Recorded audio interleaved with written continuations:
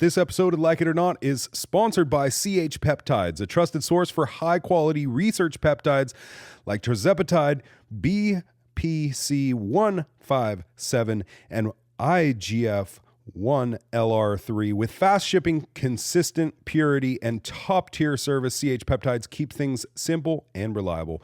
Want to learn more or book an appointment? Just call or text 707-380-6411.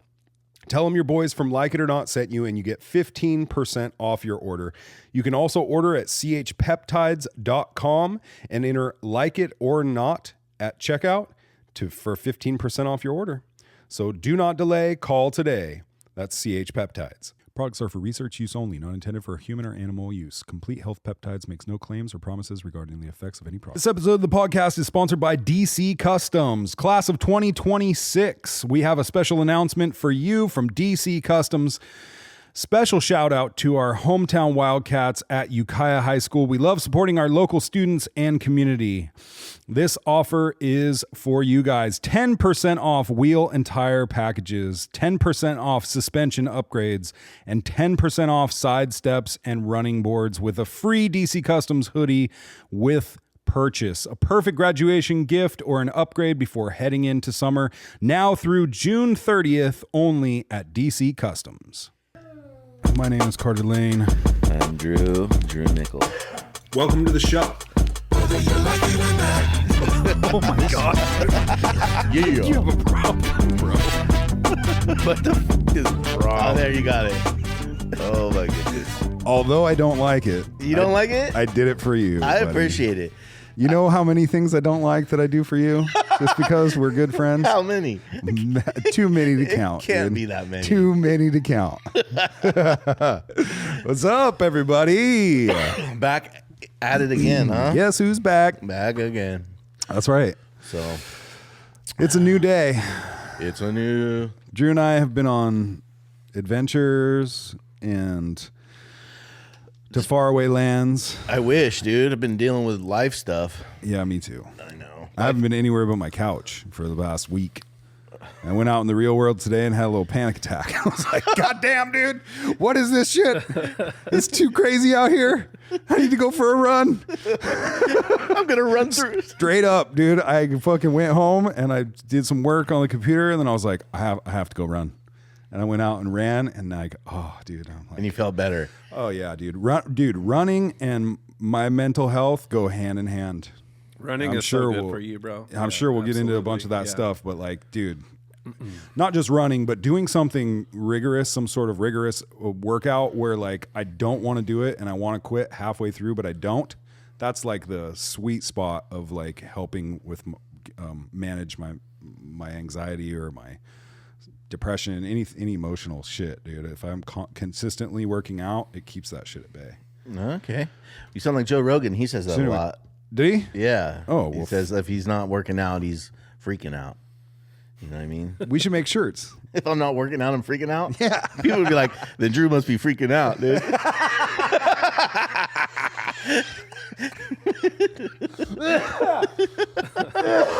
You're not supposed to laugh that hard at that. Oh, joke. bro, that one got me good.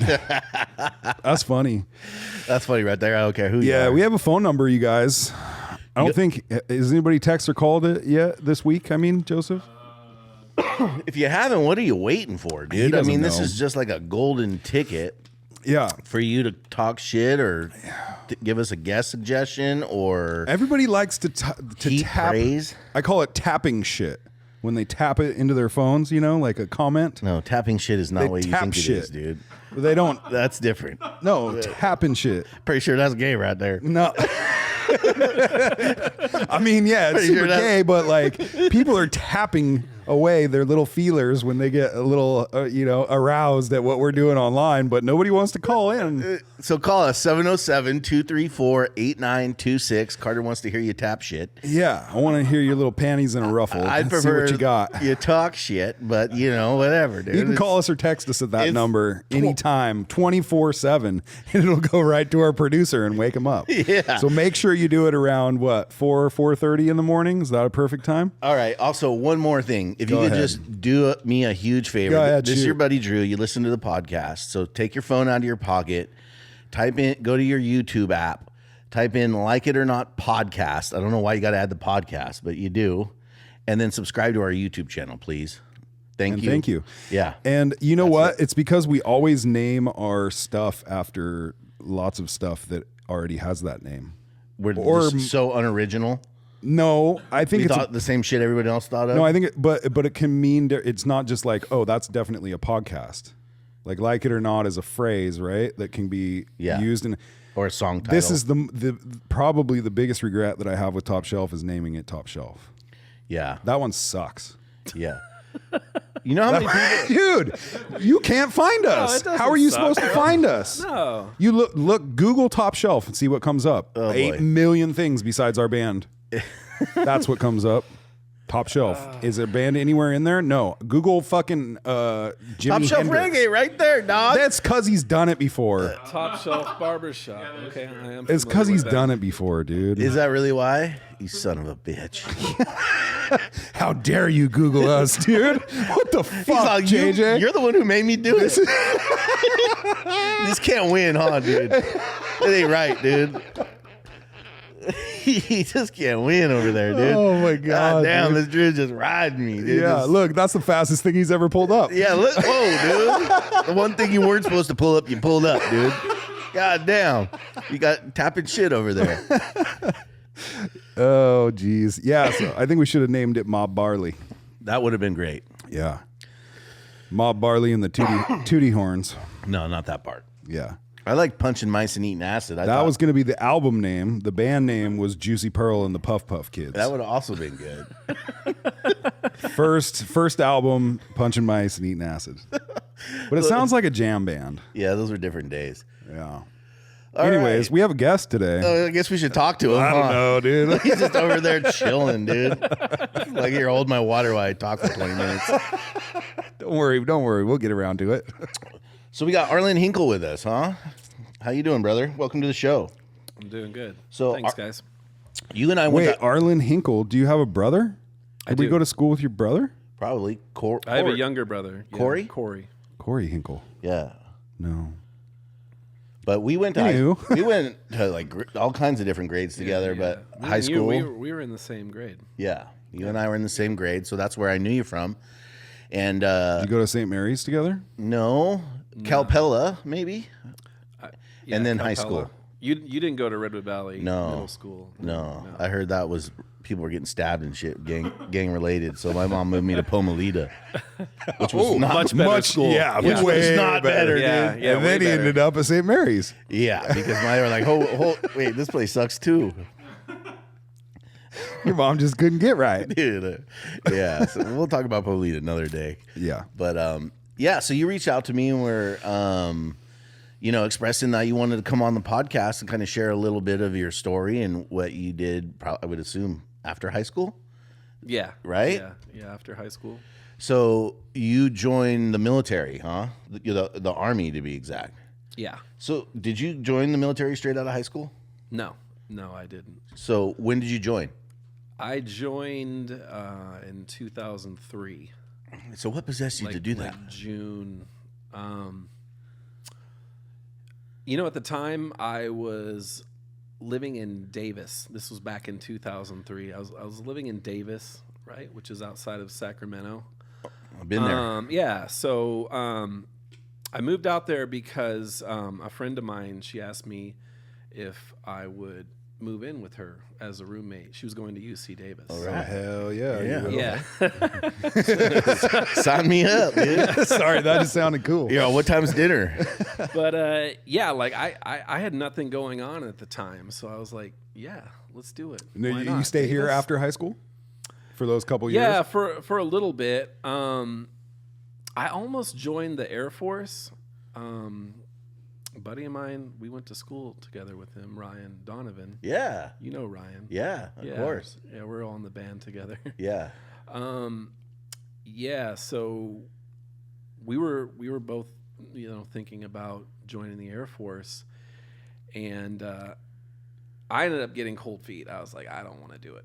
I'm not into it, And it's funny because when I was younger, I was so fucking anti-military. I wanted no part of it. I was like, fuck that. You know, who would do that? You know, Yeah. not me.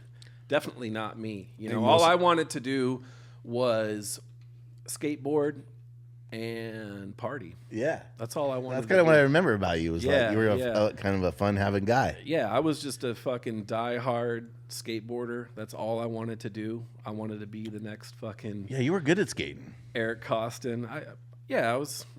I mean, relatively speaking, like, you know. Yeah, no, I wasn't bad. Right. Like, I was definitely like, you know, doing some things. Like I wasn't the best skater out there, but I definitely could hold my own. Yeah. You know. I envy you guys. I know skateboarding's hard. So hard. I can't even skateboard in my garage. like guys Dude. like I really looked up to guys like Lucas Keller. Yeah. Morgan Stalker. Whenever I got to skate with guys like that, man, I was really just in awe of like how good they were. Me and Drew went up to where was it? Portland. And went to Burnside with Morgan and man. Lucas and skated You did? Burnside. Yeah, we totally yeah, skated it. Yeah. No, we stood on the side and drank 40s while they skated. Shut up, bro. I'm not trying to front. Like, yeah, dude, we skated with them, dude. Fucking, I would have been roller skating with them, dude. That was about it. Yeah. No, those guys ripped. Yeah. Man. Absolutely fucking ripped. So And amazing dudes. I love both those guys very much. yeah. Yeah. So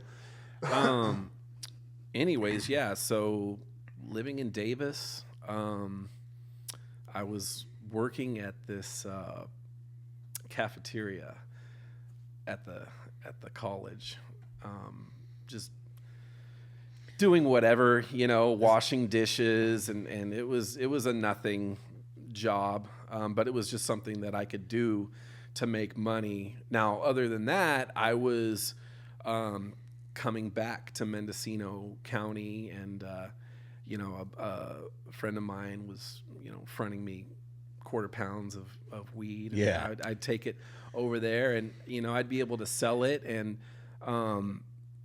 you know, make enough money to pay him back, but also have, you know, weed to smoke. And you know, I felt like I was the man, you know, because people were coming to me and asking me for weed, and I'm like, oh yeah, I got that, bro. You know, you go to the skate park, and you know, you're cruising around, and I ended up meeting this guy there, and you know, I kind of got tapped in with him, so he would come to me, you know, and buy weed from me and do whatever he, you know, was doing. Those are back in the days with the $50 eighths, dude. Yeah, You could just, yeah. you could just get. What are they now?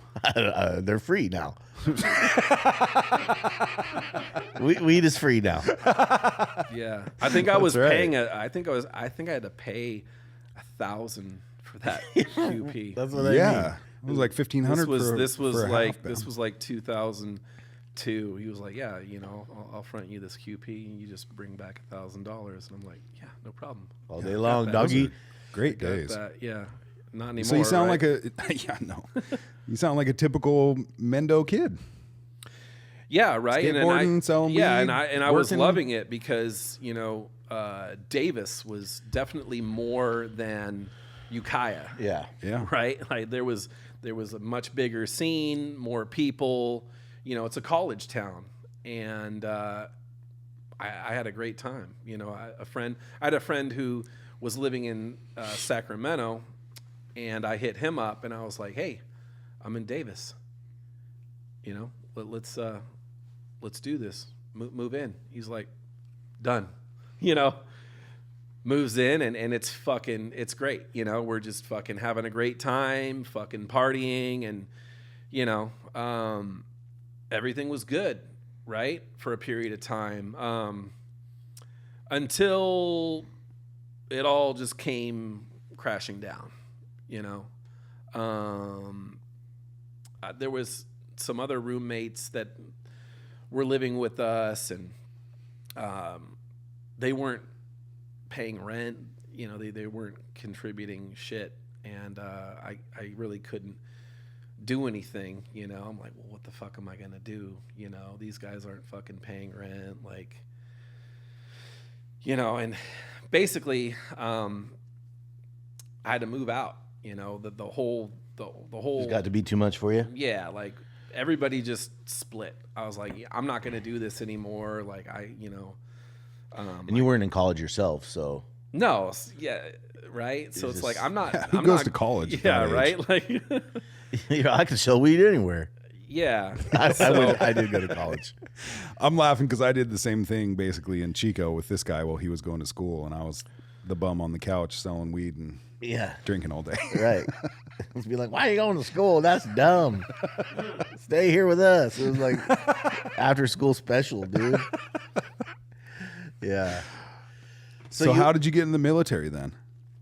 You're kind of down on your. So after the whole thing in Davis came crashing down, I moved back to Mendocino County. I had nowhere to go. So now I find myself back at my parents' house, and I'm like, oh fuck. Like, after you've had a taste of being out, and having independence and your own place, you're like, I can't do this. Like, no, It's the right? last place Like, I wanna be. yeah, no, I don't want to fucking be here.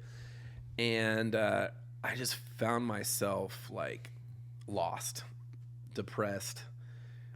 I didn't know what I was doing. I had no direction, and I felt like I didn't know where the fuck I was going. I felt like the only place I was going was somewhere that I shouldn't be going, and I was like, I just need to get the fuck out of here, man. I just need to do something. I want to go out. I want to see the world, and I thought, well, I almost joined the Air Force. Why not join the Army? So I did. I just went and did it. This was 2003 at the time. So that's like right when Iraq was like kicking off and like 9/11 and all that. Yeah, right. And did that occur to you? You're like, I'm probably gonna end up. No, and that's the crazy thing, and that's what I want to bring up is that I was so fucking naive back then that I wasn't even thinking about that. That literally, it didn't even cross my mind. Like, oh, hey, by the way, like we're at war, right? Like, Right. We're in Afghanistan. We're in Iraq. I didn't even think about it. All I was thinking was I wanted to get out. That's what I was thinking, and I knew that they would provide that for me. Also, I knew that they would provide direction. Right? You're definitely going to get that. They're going to tell you what to do. Yeah, you'll get some discipline and Yeah. So I joined, signed up, went through maps in Oakland, all that shit. When you sign up, is it for a length of time? Yeah. 4 years, right? No, you don't have to. I think when I signed up initially, it was only 2 years, 2 or 3 years. But I ended up re-enlisting later on, which eventually got me to 10 years. So if you sign up and you sign up for the 2 or 3 years or whatever, and you quit, is that a what do they call it? Discharge? Honorable discharge. Dishonorable discharge? I don't know if it would be dishonorable. That they have different levels of it. Yeah. There's honorable, which is like the highest, right? Which is what I got out with. But then there's like less than honorable, which is like, oh, it's not. You know what I mean? Not that bad. Maybe a DUI or something on the yeah, base. stuff like that. Dishonorable is for like, like you really fucked up. You did something that you. I was just always wondering like what the punishment was for for bailing out of the commitment once you committed initially, Like if you signed up and you're like, oh fuck, this isn't for me. Like And I saw that, believe me. I would imagine saw that happened more often no. than you'd think. Yeah. Yeah, I saw that when I was in basic training. I saw that when I got out of basic training and I was in the quote unquote active army, whatever the fuck you want to call it. But yeah, I mean, it was a struggle. I struggled, especially when I got to basic. You're like, where's the weed, man? Yeah, no, I was so not ready, so not ready. Yeah. Mentally, physically, I was not there. Emotionally, right? Yeah, no, all of it. All So, the Lees. I get to Fort Leonard Wood, Missouri in January of 2004, and fuck.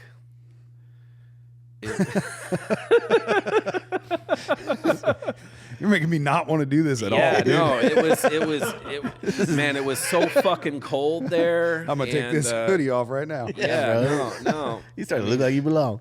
One of the first experiences I had was they had us in this building just waiting to go to basic. You don't just go straight to basic. You kind of, they have you in, So you go to boot camp and then basic training, or is basic training? no, it's the same. It's the same thing. But yeah. but I was just like in this building with a whole bunch of recruits waiting to go to basic. You have to do a lot of things like you have to get a bunch of shots. They fucking shoot you up with every fucking vaccine, a fucking penicillin shot in your ass that You have feels to get really blood good. work done and make sure you're They just able want to do make all this sure, stuff? like all that stuff. Smallpox. I mean, that was a thing back then. But yeah, so I finally get to basic, and I'm struggling, man. I'm like, what the fuck did I do, man? I'm like, I don't think this is for me, I'm like, fuck this, dude. Like I was struggling bad, I didn't eat like the first 3 or 4 days. Why? Because you were just I was sad just and so nervous, or fucking the food was stressed out. Yeah. I couldn't even eat, and the whole process was just like, get in as fast as you can, get your food, sit down, face down. You're not looking up, you're not talking, you're just fucking eating, because they got to get you in and out of there as fast as possible. So the first 2 weeks I really struggled. We got an opportunity to call our parents, I think after 2 weeks. And of course I call my parents. I'm talking to my mom, and I'm on the phone, and I'm fucking crying, man. I'm like, I don't want to fucking be here. I hate this. This fucking sucks. I was like, talk to the fucking recruiter. I don't know, do something. Get him to fucking do something. Yeah. Get me the fuck out of here. I don't want to be here. And all of a sudden, mom's house don't sound so bad, huh?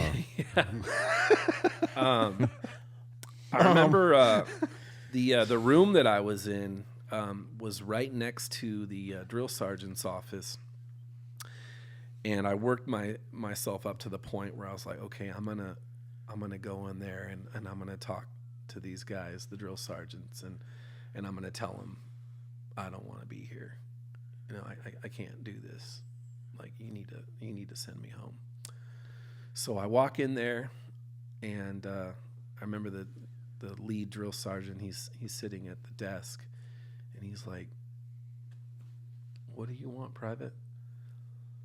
And I was like, "Drill sergeant," I was like, "Look, with all due respect, I don't think this is for me. I don't think I should be here. I need to go home. Is that okay?" And he looked at me and he said, "Get the fuck out of here." Literally. Yeah. That's what he said. Sure. He didn't say anything else. He said, "Get the fuck out of here." And you know what? As much as I thought at the time I didn't need that, I really did. I remember sitting down looking at my uniform and the name tag on my uniform, my name, and I was looking at it, and I was like,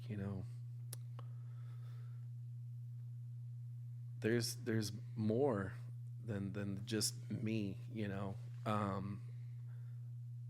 there's my family, right, that are counting on me, expecting me to do this. You know, my dad, he's prior military, Army. I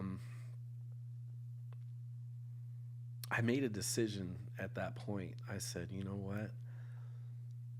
I'm gonna do this, and I'm gonna do it all the way. I'm gonna give everything I have, because if I quit this, what, you know what I mean? Like, Yeah. What else? yeah, what else? I have to see this through. I can't fucking give up on this. If I quit this, that's all you know what I mean? Like, that's gonna be, I'm gonna carry that with me my whole life. So I said, you know what? I'm gonna fucking dedicate myself to this, and I'm gonna do everything I can to make it through. I'm gonna, you know, you really have to buy in, you know. And I know there was a lot of guys that like, they were so fucking ready, man. They were just pumped, fucking amped. Oh man, I love this shit. You know what I mean? Give me more, you know, that kind of mentality. And that's really the mentality that you need to have, you know. So, but I was out of shape, you know. I couldn't run. I was slow. I thought I was in shape, but you think you're in shape until you join the military, and then you're like, oh shit, like, Yeah, dude. yeah, just because you skateboarded, yeah. They had us in ability groups, in terms of like how fast you were as a runner. I was in D group, the slowest fucking group out of all the guys. At all the groups. Out of all the guys. But I ended up finishing in A group. Well, that's So, good. Yeah. So, all right. So you go through basic training in Missouri. Exactly. That's what I would call it. Right. And then you get out, and then where do they send you? Germany. Just In fact, when I joined, I told them, I said, when I get out of basic training, I want to go to Germany, because that's where my dad went, and I just felt like, you know, I need to do that too. I don't want to stay in the States. Yeah. Why would I want to do that? That's exactly why I joined, so that I could go somewhere, right? So I don't want to go anywhere in the States. I said, I want to go to Germany. They said, well, you know, we might be able to do that. I said, no. I'm walking out of here right now if you don't put that in my contract, that I'm going to Germany after I'm done with basic training. And they were like, okay, you know, fine. You got it, right? So, yeah, finished basic, right? Did that.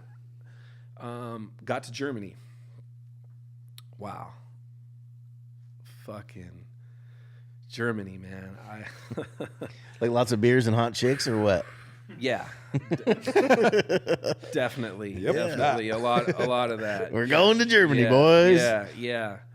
And, you know, yeah, it's one thing to be like in Germany, like as an American, you know, but then as a soldier too, it's like, ooh, you know, it's definitely appealing, you know. Obviously there's, you know, plenty of women there. I was in Gießen, Germany, which is a small college town, like an hour north of Frankfurt.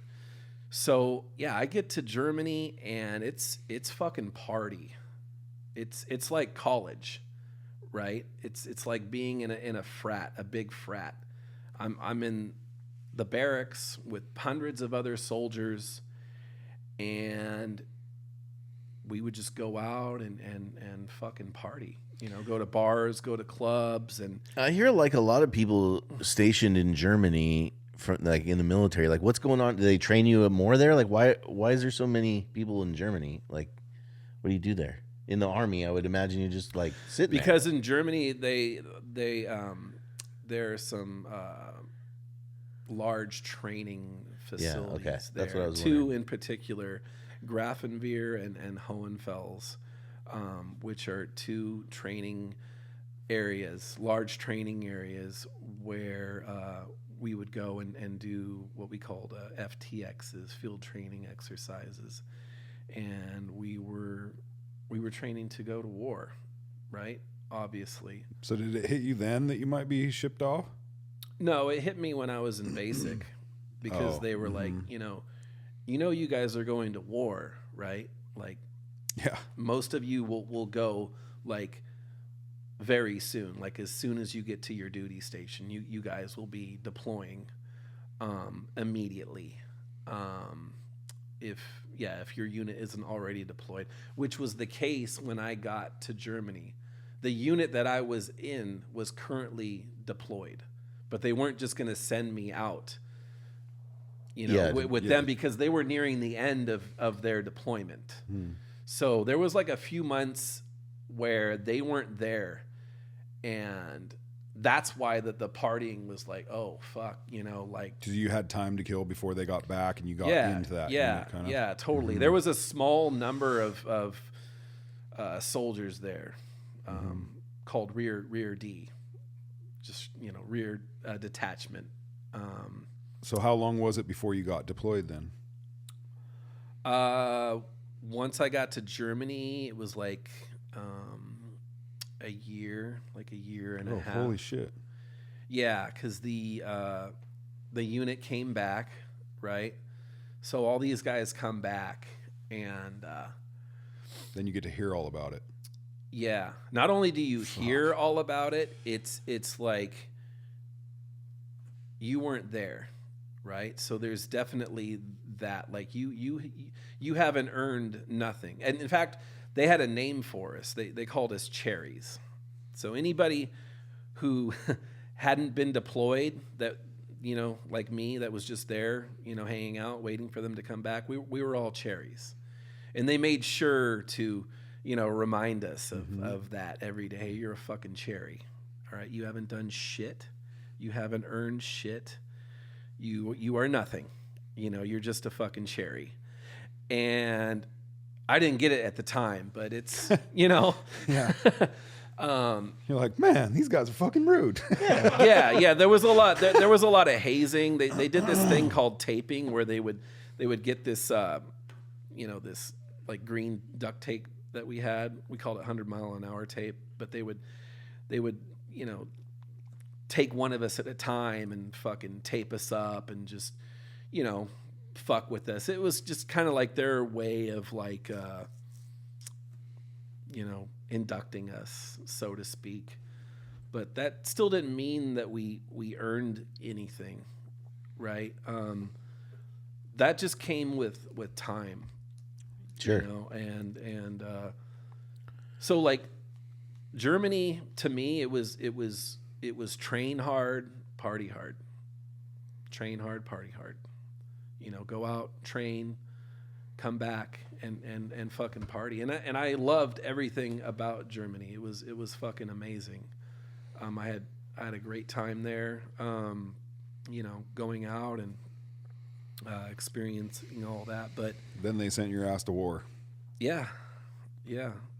Like after a year and a half, we finally got our orders. We got deployed to Iraq. Fob Sykes was where I went. This is like northern Iraq. We were outside of a small town called Talafar, and that was a 13-month deployment total. We did 12 months, but then I think before it ended, they told us that they were going to extend us for another month. Fuck, I bet that sucked. Yeah. You're like, I'm going home. They're like, wait a second. Yeah, we were fucking pissed. Yeah, I remember that specifically.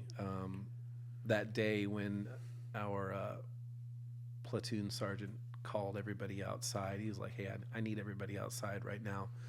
I got something I got to tell you guys. And we're just all, fucking standing there. And he's like, look, we're getting extended another month. And it was just a whole lot of, what the fuck?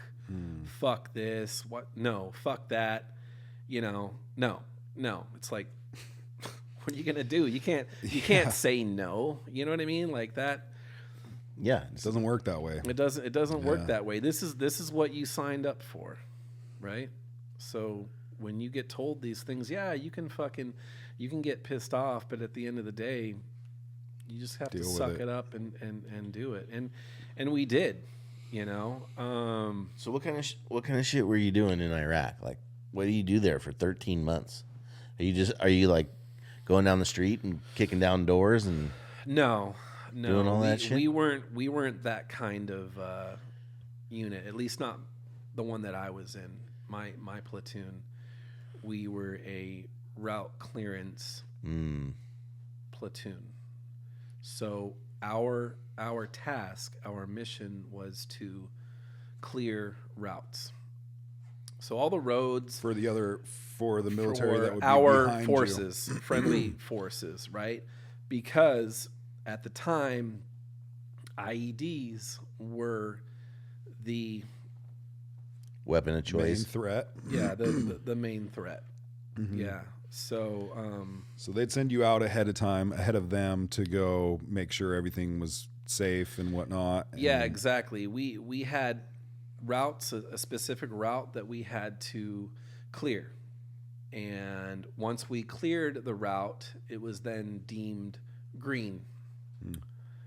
And then at that point, our guys could safely, In quotes. yeah, travel those routes. So we were looking for IEDs. So how do you look for IEDs? I'm curious about this. So like, metal detector, like on the Very beach. carefully. so you're literally going. You're not just No. driving a. That was a Hummer. There were times, most of the time, That flew right over your head, bud. Thanks. most of the time we were mounted, as in On horseback? no, we were Horseback with metal detectors, kind of like polo. Yeah. but with metal detectors. It's camels in Iraq. dude. Yeah. No, we were in vehicles. Yeah. Yeah. So like, if you're looking for an IED, I thought that was like a guy with a bomb strapped to his chest, and he would just run out as you guys. It could be. It could be. Are you looking for like landmines? Are they like rolling like you see like a rope buried in the You're looking for anything. You're looking for anything out of the ordinary. You're looking for disturbances in the soil. You're looking for Did you ever find anything cool besides an IED? yeah. We did find some stuff. Yeah, Like we old ass coins or like, just like something no, cool? we I remember we What? Is that a funny question? Oh, that's a great question. we found one of the guys found like an old fucking K-pot from World War II. Whoa, see? Yeah, that cool. A bomb suit. We found like some crazy like Russian surface to air fucking missile thing. Damn, dude. Yeah. we See what I'm found, saying? That was a good question, dude. I thought it was. I'd be shooting that thing in the desert. Oh, we also found 2 fucking cases of AK-47 bayonets. I actually have 2. Yeah. That's We rad. just kind of divvied those up. Like, hey, everybody gets a bayonet. I got Cool. some war trophies. Yeah. Some cool stuff. Yeah. And But then you found a shit ton of IEDs. Yeah, we were definitely looking for IEDs. Some we found, and then others we found the hard way. Yeah. And that's what you don't want to do. I remember we were traveling through Mosul. Mosul is a larger city in Iraq. So whenever you go into a larger city, the threat is kind of amplified, right? More people, Easier to hide stuff. Yeah, exactly. That was like my first experience with an IED strike. Not my vehicle, but one of the vehicles in our convoy was hit by an IED. Thankfully, it wasn't bad. It wasn't a big one, but it was just like enough to kind of pepper the truck with some shrapnel.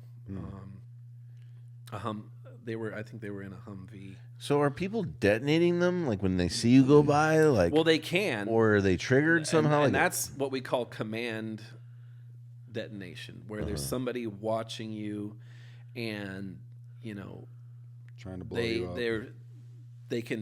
they can push the button, right? They're physically watching you, waiting for you, and they can do that remotely, right? Using anything from a cell phone to a key fob to the little thing that you open your fucking car garage with. door Yeah. with. They were very, very clever in terms of their ability to think of different ways to manufacture IEDs and how to detonate them. In fact, they got so fucking clever, they devised what we called pressure strips, which were like you take 2 strips of metal, right, and then put like a couple of wooden blocks between them, right, and you bury that under the soil, right. When someone drives over it, and that pressure pushes down on those 2 strips of metal, once they connect, boom. Right, so they don't have to be there, right? That's how smart they got. Well, we don't want to be there, right? We just want them to fucking drive over one of these things and blow themselves up.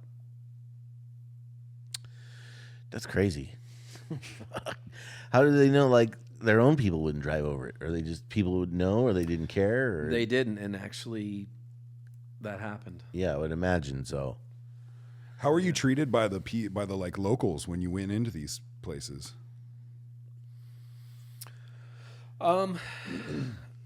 Fairly well. We, to be honest, we didn't interact with them. Yeah, very you were just much. kind of on a mission and just like driving through. I And said, they'd be we're like, oh, fuck. we're in vehicles, Yeah, right? So getting out of the trucks and talking to the Iraqis was not something that we did much of. Yeah. Although we had an interpreter. We always had an interpreter.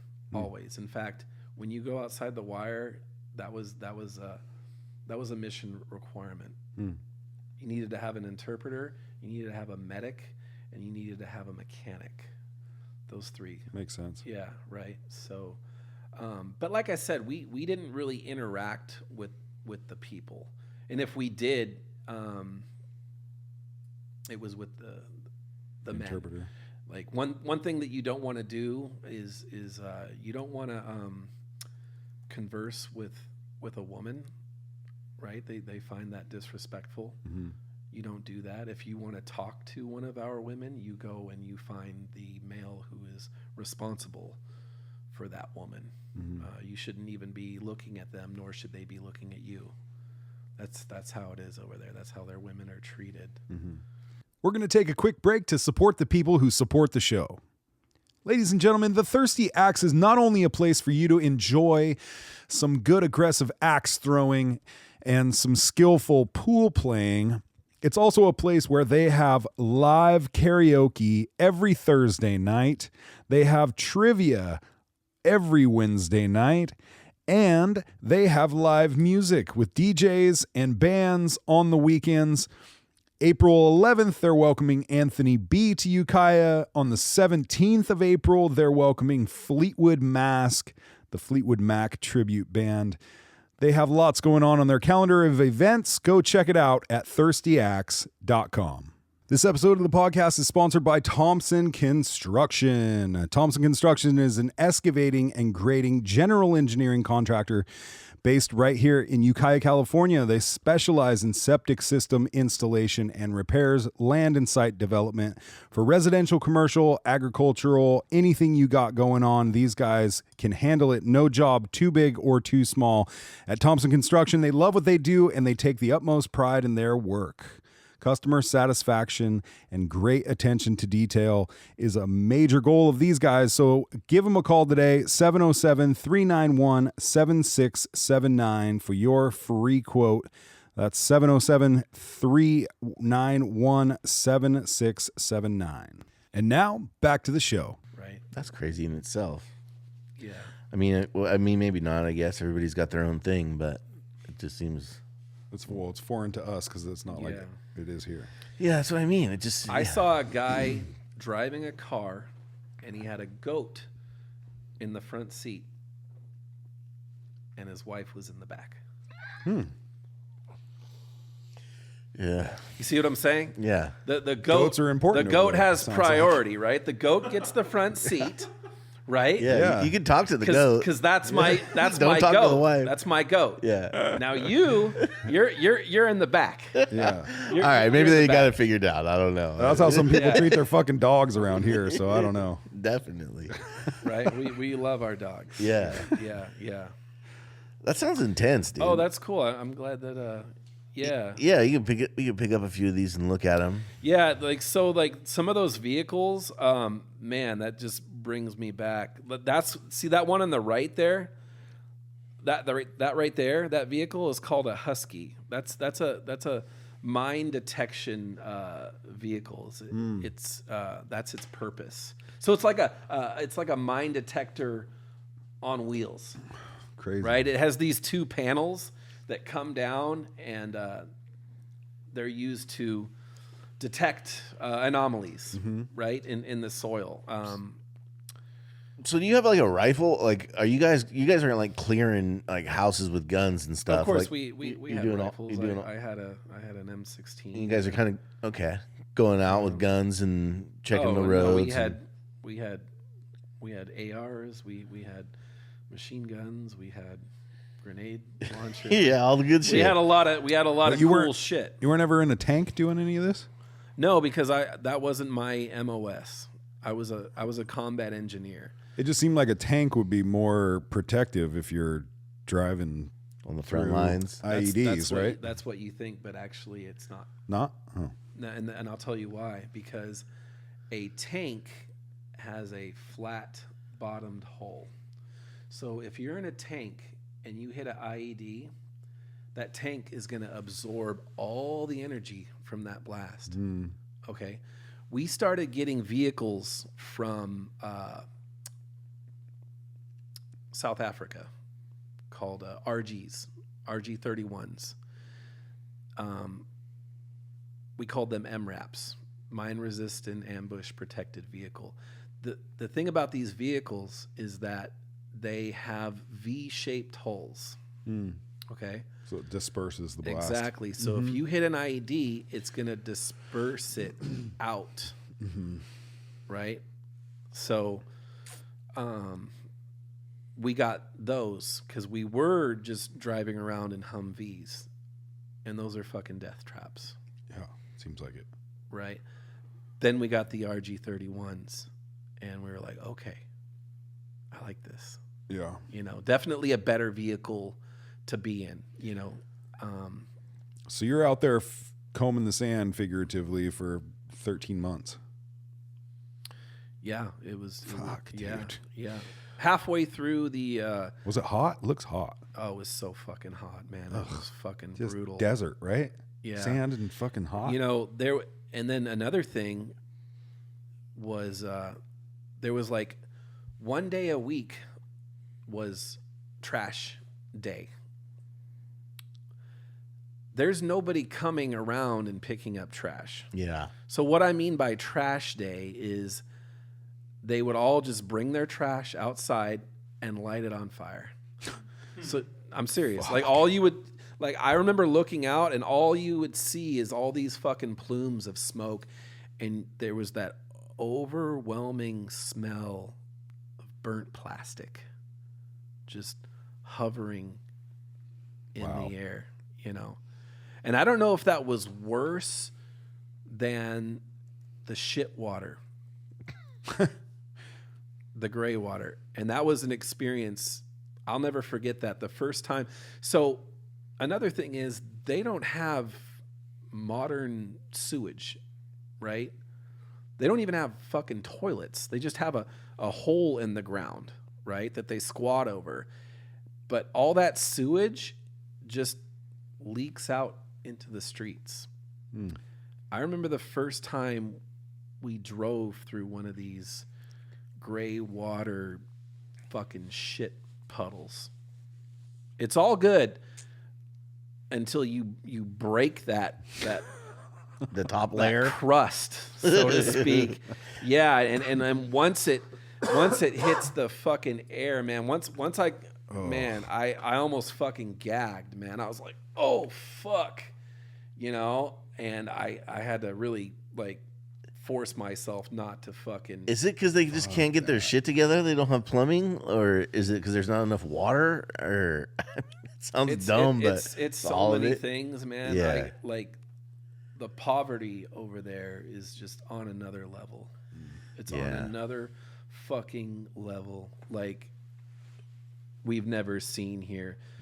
Even the poorest person here in America can beg for money and get enough money to, you know, not starve to death. Eat a meal, not starve.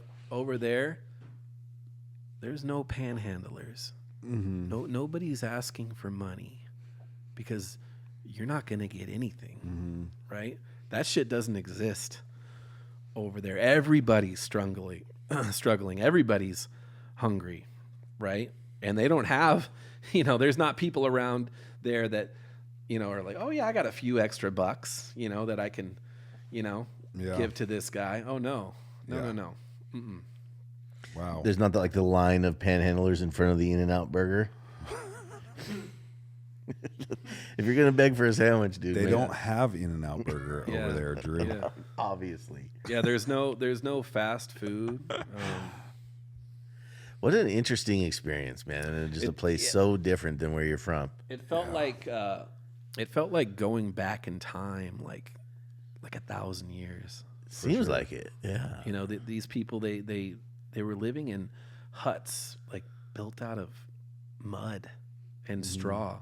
These weren't houses that were built with wood, timber, or bricks, concrete. No. It was whatever was available, and that's mud. Yeah. And Did you and stay? straw. Did you stay where you were stationed? Were you in a building? Were you in a tent? Like, what were your living situation like? We were in. So we called them CHUs, and CHU just stands for containerized housing unit. These were like small, 1 to 2 person units that were fabricated for us to live in. Like a metal container? Yeah, Kind of like that? Yeah. It had they had windows. It had AC. We had bunks in there. Yeah, exactly. Yeah, those are CHUs. That's what I lived in. I lived in one of those. Crazy. And that's nice. That's a nice chew. If you're in a CHU, I'm serious. If you're in a CHU, especially by yourself, you're living pretty fucking good. Yeah. Believe me, it could like get it. a lot worse. I mean, there were times when I was in tents with, you know, all the other guys, and, you know, there were no fucking I imagine it like a walls. camo circus tent that like everybody's in. You know what I mean? But that's cool. There were times when we were in situations like that, but like my first deployment, it was pretty much that. Crazy. Living in a chew. Yeah. So how long were you in Iraq for? How many deployments did you do? 2. You did 2. Yeah. Both of them were like a year, a little over a year. The second one was 15 months. Ugh. Yeah, so I thought the 13-month deployment was bad. At least they told us. You know, yeah, you Yeah, knew at least before they you told left. us. They didn't say, "Hey, we're going to extend you." We knew going in that it was going to be a 15-month deployment. So at least we knew that. But mentally prepare a little bit. yeah, that one was challenging, you know, because of the amount of time that you know, I was gone for. Plus I was one of the last guys to go on leave. So during the deployment, everybody gets to go on leave for 2 weeks. Which You get to leave. yeah, you get to leave and go home. Which I don't even I'd know be- if that was a good idea. Yeah, or I was not, gonna say. to be honest, because it was like such a mind fuck. Oh, yeah. you know, to leave that and go home for 2 weeks and be like, oh yeah, this is great, and then you go right back. So would you go back to Germany or you home? I went back to Germany. Oh. in fact, Could you go anywhere you wanted to in those Anywhere. within those 2 weeks? anywhere? Oh, okay. Yeah, like when I was deployed to Afghanistan, there was a guy in my platoon who he wanted to go to Hawaii. That was his dream. He had never been to Hawaii, and he's like, "I'm gonna go to Hawaii." That sounds like a terrible idea. Going from hell to paradise and then back to woof. I just don't think I'd go back. You know what I mean? They call it leave for a reason, dude. I'm fucking leaving, dude. But I get it. Yeah. Well, talk about it. What a crazy mind fuck that would be. Just to go back and be like, 2 weeks? Oh God. Can you Yeah, imagine how anxious you'd be was getting born. I missed his birth by a few days, so I came home. I got to see my son, Oh, and that's then I cool. went back. Wow. But again, like, why would I want to go back? You know? Oh, yeah. It was so hard. Which is why I say, I don't know if it was a good idea, but nobody was gonna say, hey, I'm not gonna go on leave. Yeah. Like, You're not Yeah. not gonna do it. yeah, no, you're not. Yeah, you're gonna do it, but it was definitely a mind fuck. so 2 in Afghanistan or in Iraq, and then you went to Afghanistan. Yeah. So how long between Iraq and Afghanistan? Did you have a break? Yeah, of come- course. you And come I think back. it was like a year, Yeah. maybe a year and a half. Yeah, at that time, yeah, units weren't getting more than a year, maybe a year and a half before they went back. It was just a constant rotation at that time. Yeah. Wow, dude. So you end up now in Afghanistan. So this is like your second place. How was like Afghanistan compared to Iraq, just in general, as a country, as a place? Is it also just as destitute and poor and things Absolutely. like that? Yeah, Absolutely. yeah. Was it similar in a lot of ways? Yeah, definitely similar, but there were a lot of differences. I think the biggest one for me was we were outside of Kandahar City,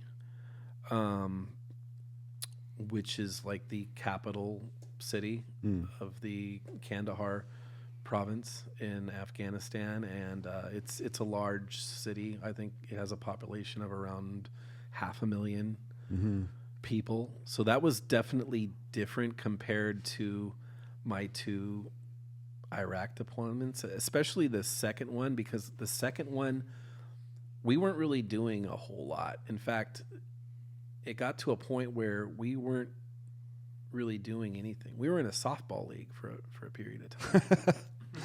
That's how what you were good doing, that's huh? how good it was. That's how good it can be, right? Like, and it all depends on going on? where you get sent and you know what you're told to do. It's you know what I mean? Like, that's just how it is. You know, but Afghanistan was very different in a lot of ways too. You know, I feel like the intensity of Afghanistan was definitely higher. I felt like the threat was higher, and it was. Yeah. Yeah, it was for sure. You know, but we were doing the same thing. So we were doing route clearance. All 3 deployments, I was doing the same thing. Route clearance. That was your gig. Yeah. Did you want to be doing that? Would you rather have done something else with your time? Oh yeah, absolutely. You know, it if I wasn't going outside the wire and doing these route clearance missions, we were hanging out. And honestly, it wasn't that bad at times. Oh, but I mean, within the Army, like, would you rather have had a different job than route clearing? Definitely. Yeah, definitely. What would that have been? Anything other than that? Really? Yeah. So that one wasn't. Yeah. And again, I did not know what I was signing up for. But you know, that's what it was. So yeah. So you're outside of Kandahar city in Afghanistan, and it feels like the people there really don't want you guys there. No, I remember there was this neighborhood in Kandahar where whenever we would drive through it, these kids would start pelting our trucks with rocks, just fucking, you know, to the point where we would just tell our gunners to get down, because apparently a gunner in another platoon got hit with a rock and got knocked out. So we said, okay, get down. You know, there's no reason to be up exposed when, you know, one of these kids might get lucky. Yeah. You know, and clock you with a rock. Yeah. But yeah, it was that, you know, it was like they don't want us here. You know, these kids are like, fuck you guys, you know. I'm gonna throw a fucking rock at you. That sort of thing. So you were telling me, like, kind of before we started about being there, and then things ended up kind of kicking off and getting into, like, what was, like, would you describe it as like a riot situation? Yeah, absolutely. So this month actually marks the 15th anniversary of when that happened. The Kandahar riot, which stems from a preacher in Florida by the name of Terry Jones, who decided that he wanted to burn a Quran. Okay, that's fine. Yeah. You want to do that? That's fine. Except he didn't realize the monumental danger that he put my unit in during that time in Kandahar city. Because they found out about it. They found out about it. And we're not happy. Not at all. Not at all. How the fuck did they find out about it? And I don't know, like, fucking YouTube, dog. because I don't remember being told, like, hey, like, this is what happened, and you guys need to be on high alert. You guys need to be watching for this. I don't remember that, you know. But what I do remember is I felt like when we were in the city, it was going viral, like in real time. You know what I'm saying? Like they were just finding out about it. And literally, having like the they just reaction. opened their fucking laptop and they're like, "What the fuck is this?" You There's know? one of these. Get 'em! Yeah. So, yeah, we're in the city. We're doing a route clearance patrol, and all of a sudden, the environment, the atmosphere changes. Women start coming outside, grabbing up all the kids, bringing them inside. You normally don't see women come outside. They're usually in the house. Yeah, they're usually in the house, right? I saw all the men gathering, you know, watching us, looking at us, plotting, like you could just feel it. You could just feel it in the air that something horribly wrong is about to happen. And so they started dragging stuff into the street, like whatever. Like it started with tires To block you? Yeah, they were dragging tires into the street and lighting them on fire. So we had to, maneuver around these tire fires, right?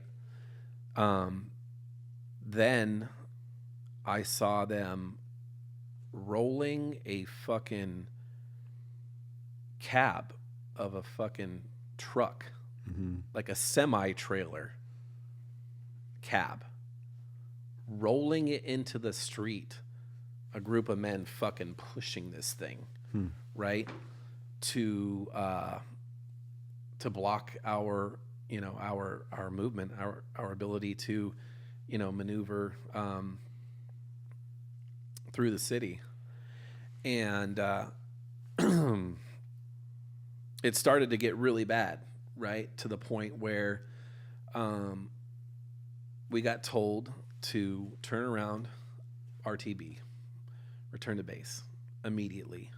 You guys need to get out right now, is what we were told.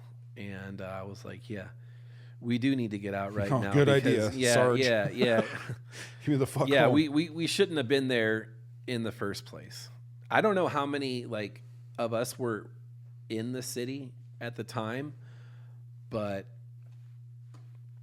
we may have been the only ones, and we were lucky, so lucky to get out, because by the time we got to the outskirts of the city, there was just hundreds of them, and all they wanted to do was stop our convoy. And I mean, these weren't kids; these were grown men. So they're not throwing rocks like this. They're throwing fucking, Whatever sticks, they can. pipes. I saw a fucking pipe just hurl right in front of my fucking window. So, like in Iraq, did the Iraqis have an army, they had an Iraqi military, right? Mm-hmm. Yes. And then, so in Afghanistan, did they have like a military, or it just seems like all the men there are basically they did. They did. They did. In fact, we helped train them. Okay, so they were friendly to Americans at that point. So then in Afghanistan, really, it's more like you're going after the Taliban rather than like their military. Yeah, their army was what we established. Yeah, not their own, right? Yeah.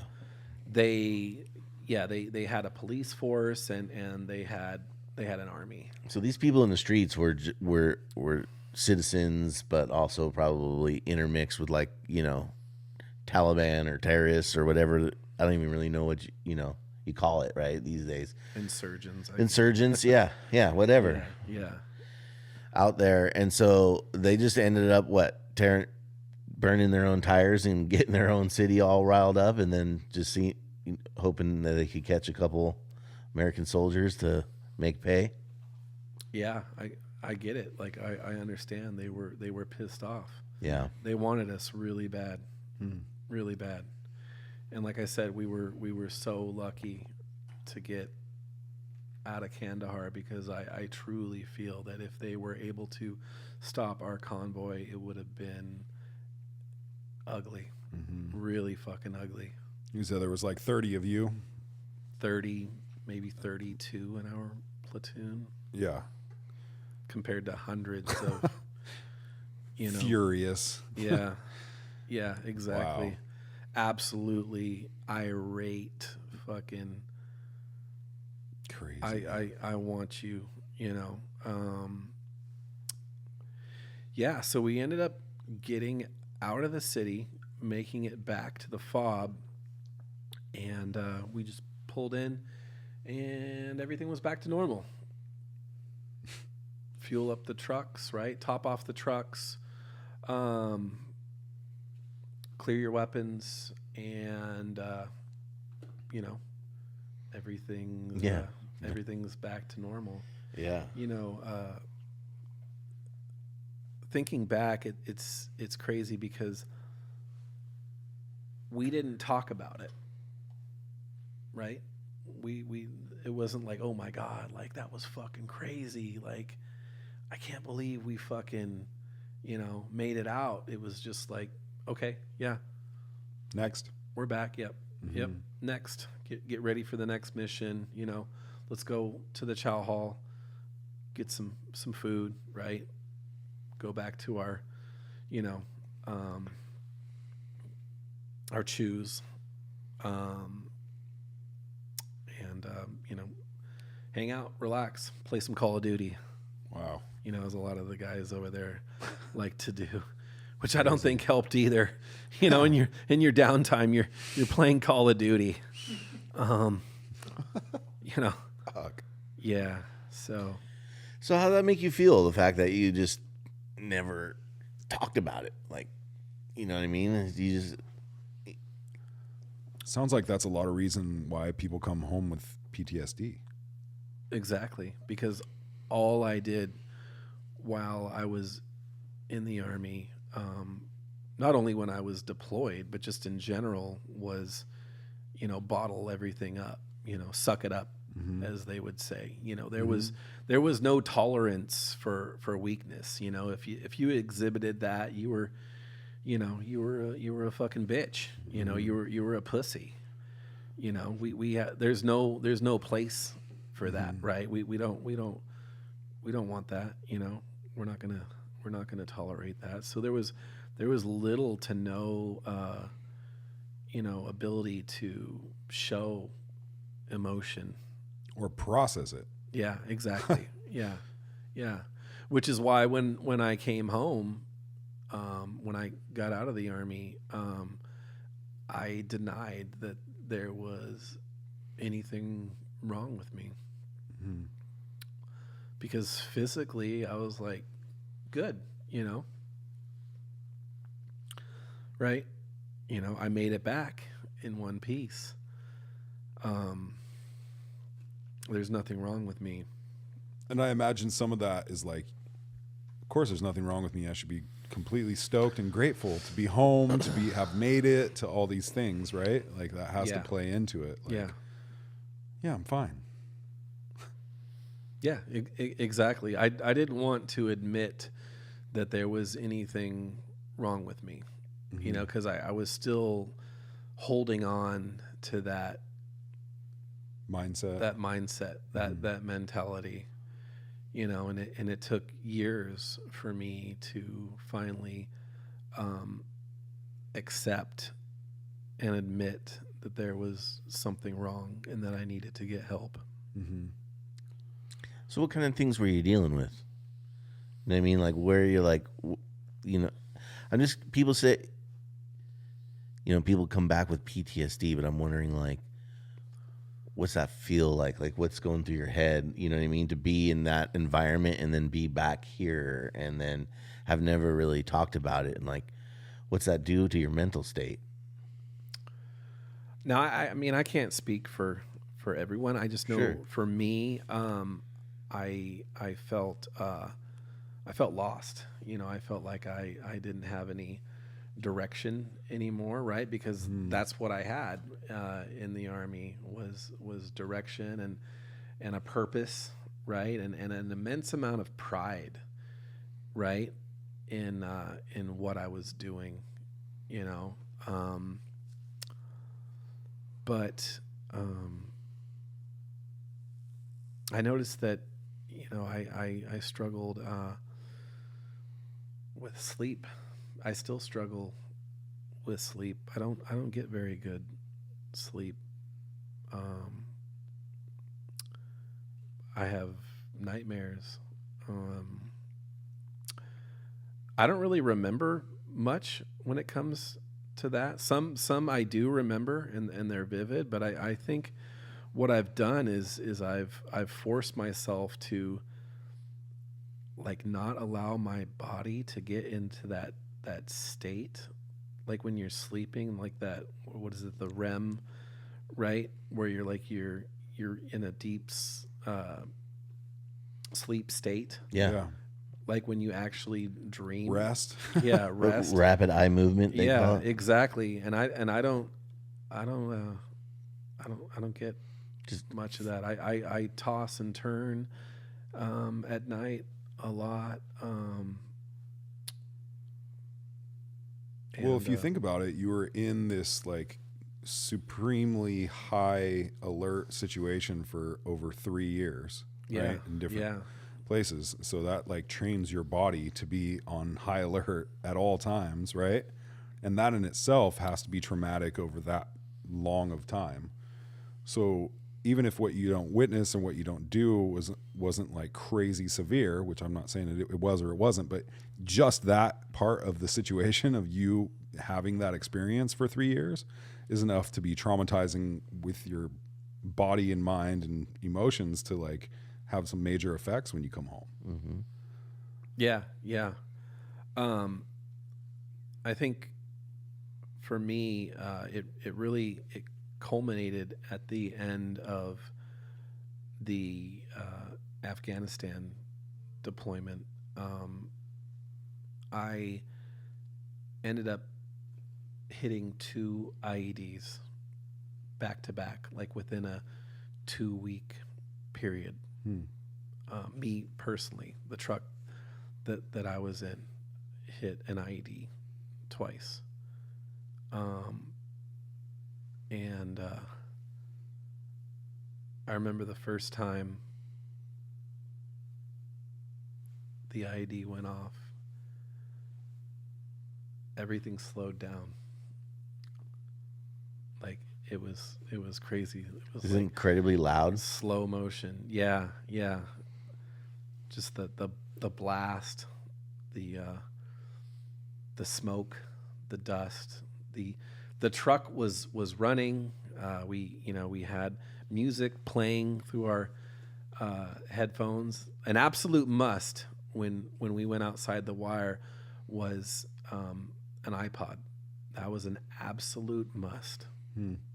Like as important as your rifle, sort of thing. Just for your mental state, just to kind of Just to have something to do. There was literally someone in charge of the iPod and playing music, and we would rotate because we all had one. So what we would do is we would take a spare headset and we would take the headphones and we would tape them around the mic. Yeah. Crazy. I know you laugh, but we improvised and came up with that. And I don't know who did, but man, that got me through so many hours of what would have been agonizing. I mean, I'm talking about creeping along at 2 miles an hour for hours at time, Damn it, dude. And it was like, you know what I mean? It was like stop, all halt. We got something. We're gonna take a look at it. That could end up being a few minutes, or it could end up being hours. You don't know. You just don't want to make that mistake. But yeah, so back to the IEDs. Our truck hit one, and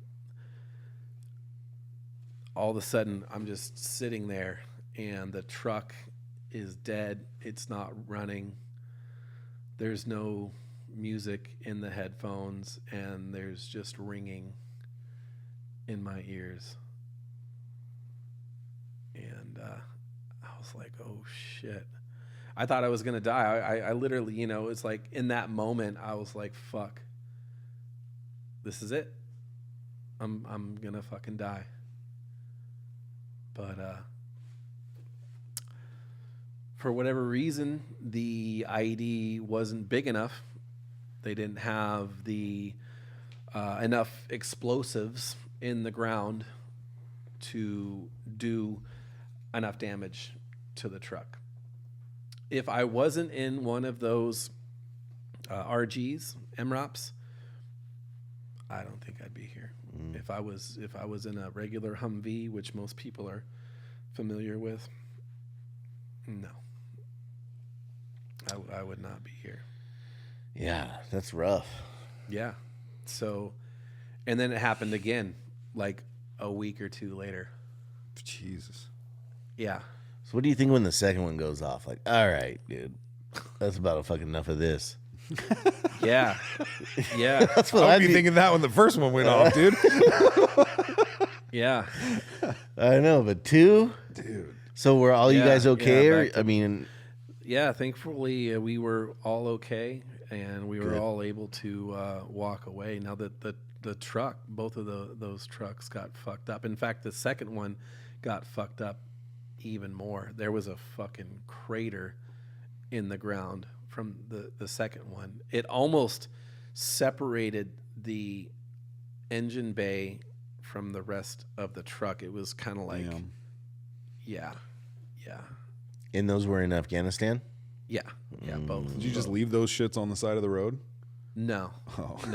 no. We had to Clean up after take. yourselves. Yeah, we had to get that stuff. We don't want to leave anything behind, especially things like sensitive items, which are things like weapons, radios, stuff like that. Anything that they can get a hold of, we definitely don't want that stuff to get in their hands. So that stuff has to be taken out of the truck. But then the truck gets picked up and put on a bigger truck, right? Yeah. And gets hauled out of there to get disposed of. So what do you think about the way we ended up leaving Afghanistan? Like when the U.S. pulled out finally, there, you know what I mean? There's all that shit left behind, billions of dollars. It was rushed. Yeah, it was crazy. Yeah. All that shit just left there, dude. It just seems like such a bad idea to leave all your shit. Yeah, no, it wasn't. People and Yeah, it wasn't done the way it should have been done. Yeah, leaving all that stuff over there, the equipment and just the way it was done, it was rushed. why do you think they rushed it? Like, what's the big hurry? We've been there for 20 years, and then all of a sudden it's just like, all right, leave everything, get the fuck out of there. It's just like, seems crazy.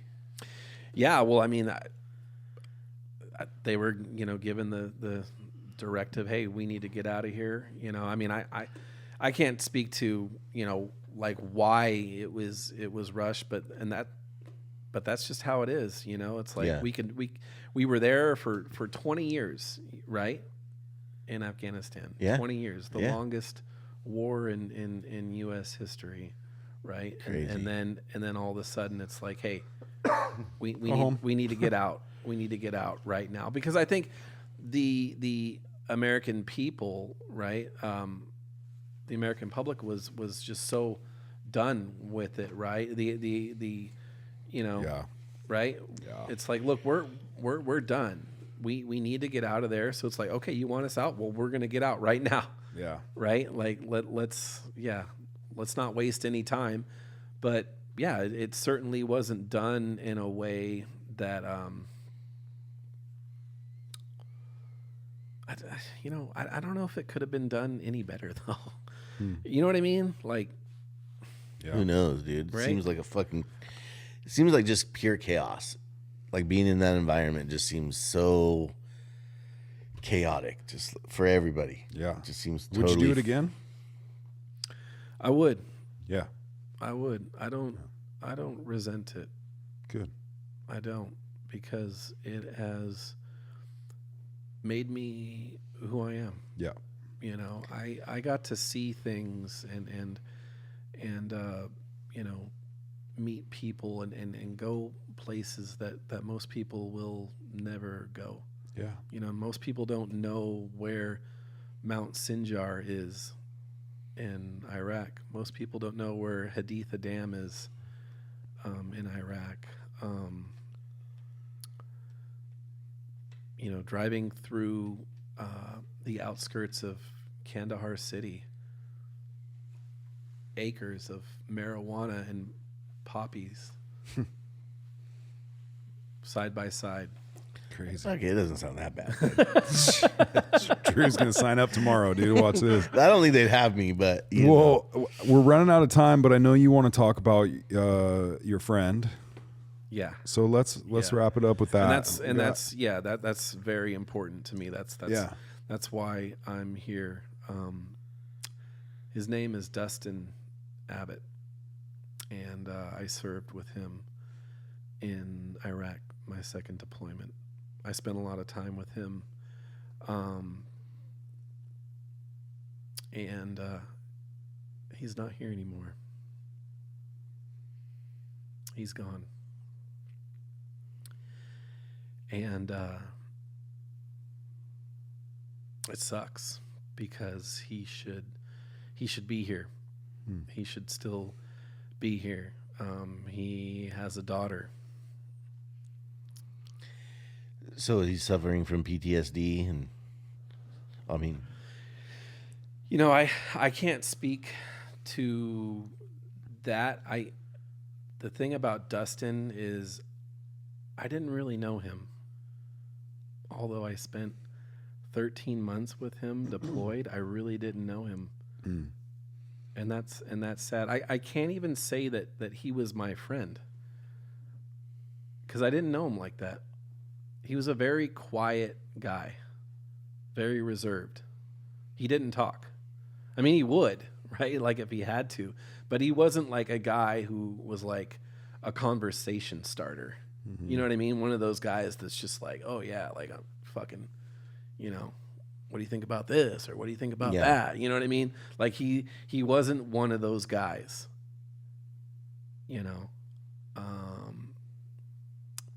and so he took his life. He did. Yeah. And you were saying before we started that that's fairly common, right? For people that It come is. home In and fact, struggling. I know more guys that have done that than guys who died over there.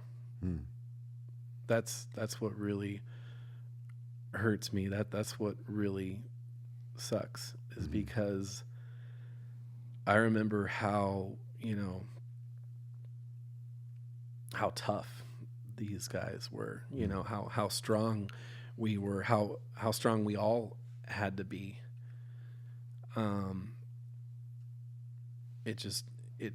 It really hurts. Yeah. So where does somebody go for help when they're home and they're feeling like that? Like when you realized you needed some help, where did you go and how did you get help? I went to the VA. Okay. So they can Veteran Affairs. That's where you go. Okay. For someone who was in the military, that's where you go. And that's what I did. I went and I filed a claim with them in order to receive benefits, because in order to receive benefits from them, you have to be deemed as having some sort of medical condition, injury, right? So whether it's physical or mental, they have to deem that, okay, yes, you did sustain this injury, right? Whether you were in combat or not, right? So you have a lot of appointments, and I had to meet with a lot of doctors and psychiatrists, and I had to write down like all the shit that I told you guys. And they would look at it, evaluate it, and make a determination in terms of, okay, is this guy suffering from PTSD, and whatever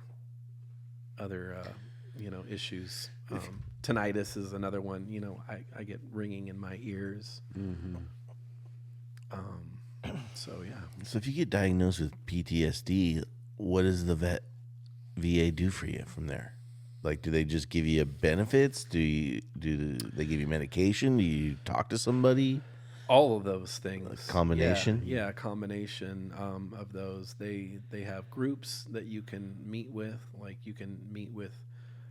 They have a group for Iraq vets. They have a group for Afghanistan vets. They have people that you can talk to, right? They have doctors, psychiatrists. I would go in and meet with a chiropractor who would adjust my back, So they do provide a lot of support. Yeah. They put me on medication in the beginning, and I stopped doing that after a while. I didn't feel the need to be on medication, and that's nothing against people that are on medication. I just felt Wasn't like for you. It wasn't for me. So after being in two of those arenas, right, or theaters or whatever they call them, what do you think about the U.S.'s constant presence in the Middle East and us getting now into another conflict in Iran, and just on and on it goes? It's like, seems just like this is never going to end. Right. Yeah. I definitely have strong feelings towards it. I don't think we need to be over there. We don't need to be over there. I know that we don't need to be over there. We don't, because the cost is too high. Right. And the cost is lives. But I think we have someone who doesn't really care. Seems to be that way, huh? It seems that, like, not just someone, but many ones. And not just one, but many ones. I mean, there's definitely the one, right? Yeah. For sure. But then it's like a whole bunch of them. That Yeah. you hear like the biggest business in the world is war. It is. From It is. making the weapons to blowing it up to rebuilding it to. There's a lot of people that have a lot to gain from this war, right? Yeah. Companies like Lockheed Martin, Yeah. Boeing. Yeah. These are war profiteering companies where you have CEOs that are making millions of dollars, right? Yeah. It's fucked up. And that's the real problem, right? That's the this relationship between our government and these war profiteering. Yeah, this industrial military industrial complex, right? I mean, it's Yeah. The big three: Lockheed Martin, Boeing, I can't Halliburton. remember. Probably Halliburton. Raytheon is a big Raytheon, is another one. There's another company that I found out called Supreme that was tasked with the food. Man, you want to talk about spending a lot of money? Feeding all those troops. My goodness, waste. the waste, but just the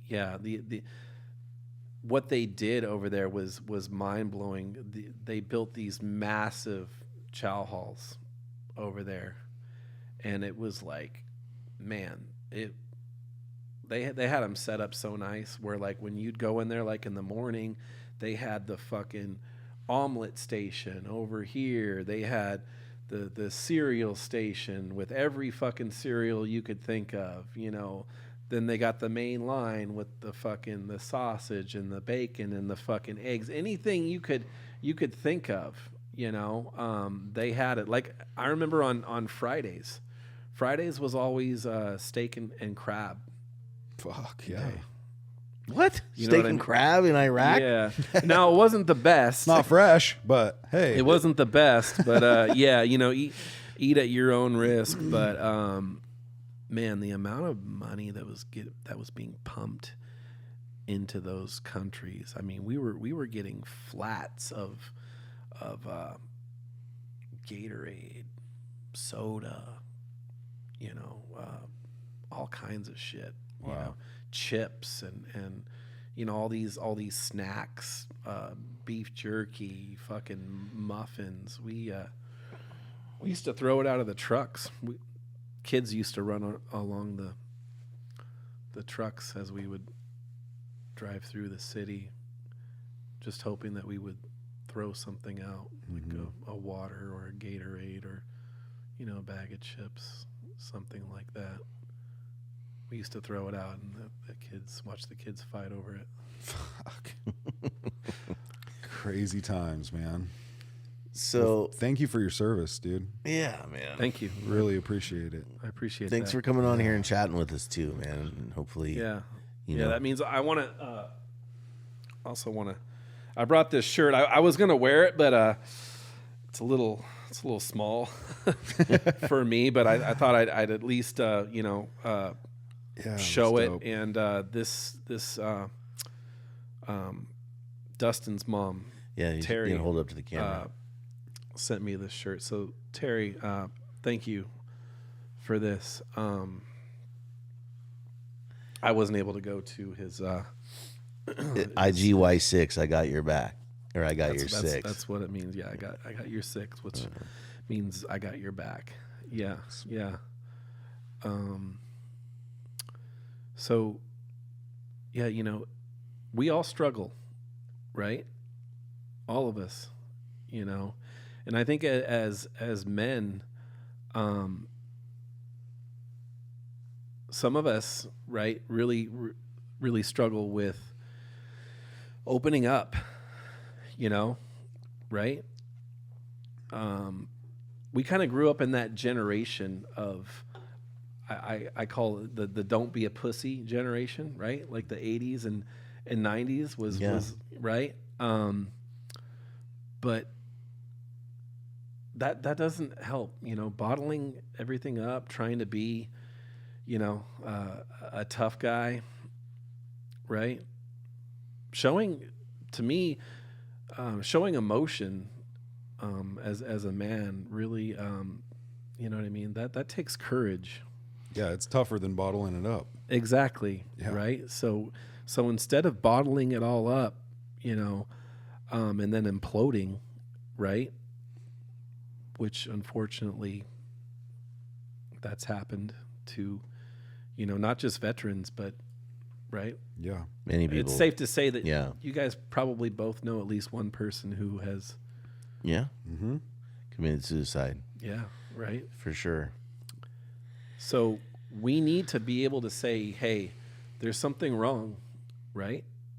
And it's okay to say that. It's okay to say that there's something wrong. It's okay to ask for help. And in fact, anybody who's watching this, please, if you're struggling, ask for help. Come to me. I had a buddy recently, the other day, hit me up, and he was like, "Hey, bro, I'm struggling. Can you call me tonight?" And I made sure that I called him, and we talked on the phone for 4 hours, because that's what you do Yeah. for your buddy. And I do that for anyone. I would rather you call me than the alternative. Yeah. Totally. Amen. Bro, well, thanks for sharing, man. I appreciate it. And you're right. I think, the awareness of what,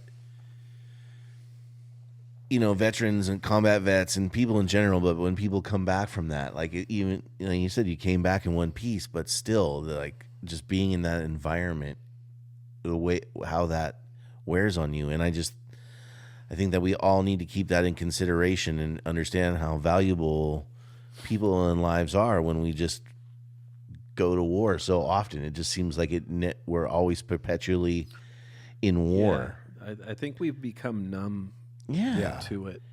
And to a degree. And I think the American people are really tired of it. And I think that was the reason why, initially Trump got voted in, and now that we're just doing it again, I think it's brought many people, including myself, to the realization it's like it's hard to fix this from like within, and there's not anybody coming to save us. We really need to make a stand to understand the value of our people and our men, and not just give it over to like you said, these Lockheed Martin type companies and these big billionaire people who want to just send other people's kids over there to come back with problems so they can profit.